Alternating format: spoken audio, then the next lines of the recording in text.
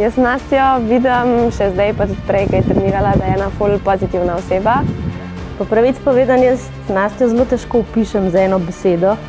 Ona je pač vihar vsega, in pozitivnih, in včasih negativnih stvari. V družini Nastja je moja druga mati, bi temu lahko rekla. V prvi vrsti je pa dobrosrčna, pa rada bi bila mami vsem, no, tako. Celo svoje življenje sem bila ritmična gimnastičarka, še vedno se tretiram kot ritmična gimnastičarka, ampak sem zdaj že nekaj časa out zaradi poškodbe, na žalost. In zadnjih 7 let se že borim z anoreksijo. To predstavlja zelo velik del mojega življenja, na žalost.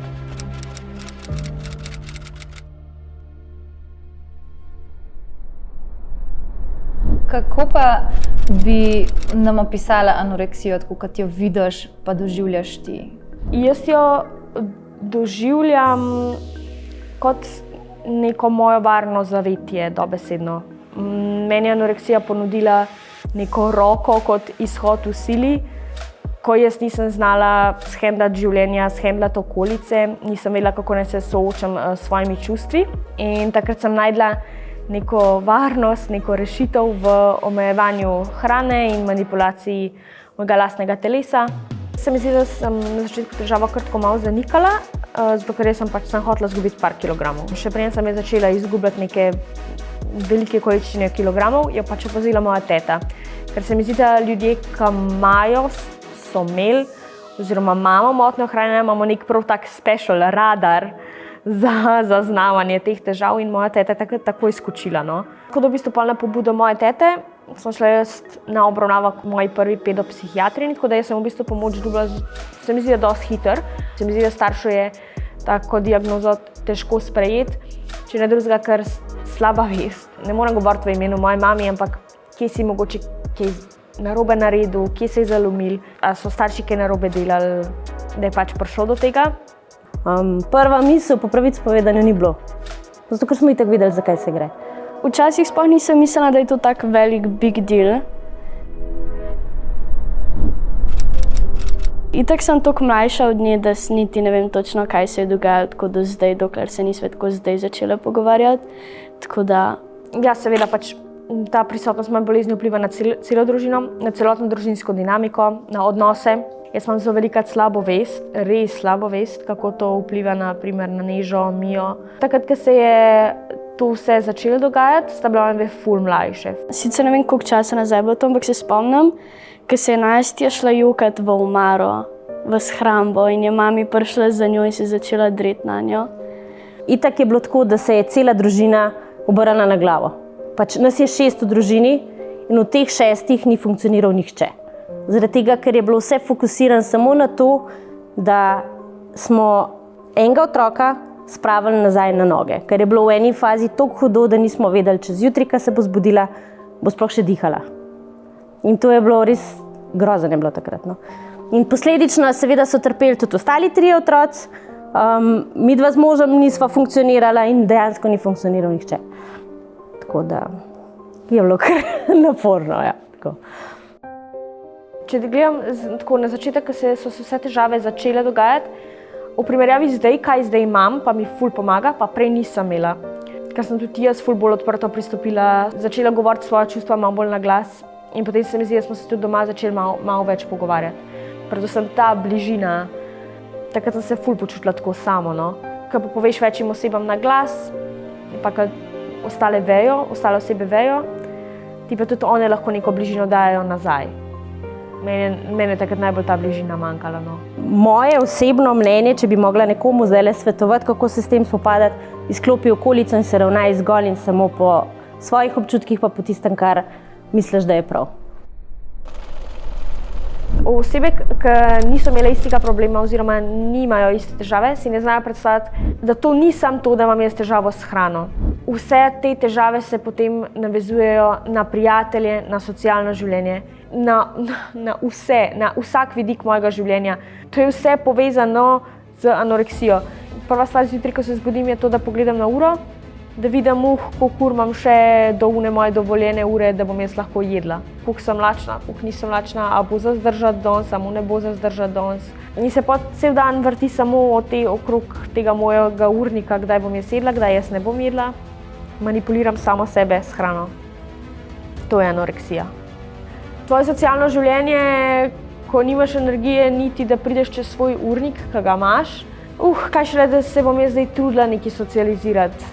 Ko pa spoznavam nove ljudi, se niti podrazno ne predstavim kot moja motnja hranjenja. Ni šans, ker jaz sem Nastja. Ker s tem jaz ustvarjam neko identiteto kot to, da sem jaz bolezen, ampak jaz nisem bolezen. Moje ime je Nastja in za tem je toliko več. In nočem, da me ljudje spoznajo in poznajo po tem, da imam jaz neko težavo s hrano. Mene takrat me je pa na rob potem potisnila šola. Ful snovi, ful učenja in vsega in sem se počela še bolj samo brez prijateljev. Gimnastika bi rekla, da je pripomogla v tej smeri, samo zato, ker sem jaz imela skozi nek ideal v glavi, kako mora ritmičarka izgledati.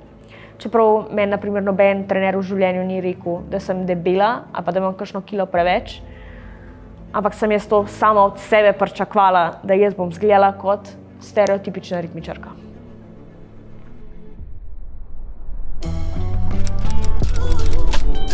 Jaz sem z ritmično gimnastiko zrasla. Naučila me je noro veliko stvari, izoblikovala me je kot osebo. Jaz sem našla nek mir in nek izhod v gimnastiki in je bila moj glavni motivator, da jaz jem. Zato, ker ti za življenje rabiš hrano, kaj šele za šport. Za šport rabiš še več hrane. Ker sem vedela, da če jaz pač ne bom jedla, trenirati ne bom mogla in ne bom mogla delati edine stvari, ki jo jaz želim. Vsi moji dosežki v ritmični gimnastiki so pač prišli na podlagi tudi, jaz jih ne bi dosegla, če ne bi imela pač ustrezne podpore. In tukaj v zadnjih letih mi mojo drugo mami dobesedno predstavljala Sara, moja trenerka. Z Nastjo pa so bili v bistvu skupaj že od samega štarta moje trenerske kariere in to je 4 leta.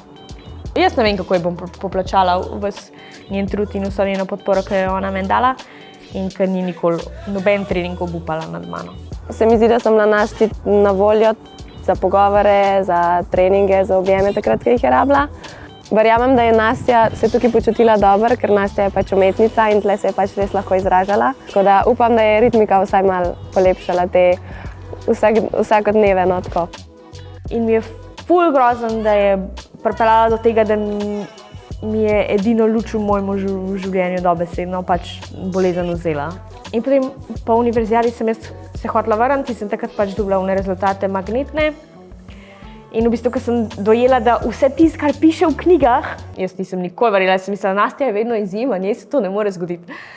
In ko sem dobila na listu papirja, se tako moraš usesti.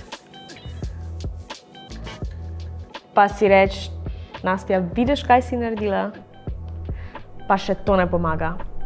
Dobrodošli v moje možgane, ko slišim tak komentar oziroma preberem tak komentar. Jaz vse, kar delam, ko snemam videe in ko to objavim na socialna omrežja, jaz to delam zaradi sebe. S tem, ko dam telefon pred sebe, sama sebe motiviram. Se mi zdi, da na koncu dneva delam to zaradi sebe. Hkrati pa velik del delam tudi mogoče za ostale, ki si ne upajo o tem govoriti, ker o takih zadevah je zelo težko govoriti zaradi teh komentarjev, ker najbolj boli, ko ti dobiš pod video komentar, ona pa zbuja pozornost s tem, da govori, da ima anoreksijo. To pač taki komentarji res najbolj bolijo in glih to me motivira, da delam to še naprej, da grem proti vsem unim 1% negative, tako da dobim noro lepa sporočila. Nekako se probam soočiti s takimi komentarji, z tega vidika, da vsaka komentira nekaj negativnega, izhaja iz sebe. Plus to, koliko je zmot o anoreksiji. To me tudi tako najbolj znervira, kako mora anoreksična oseba izgledati.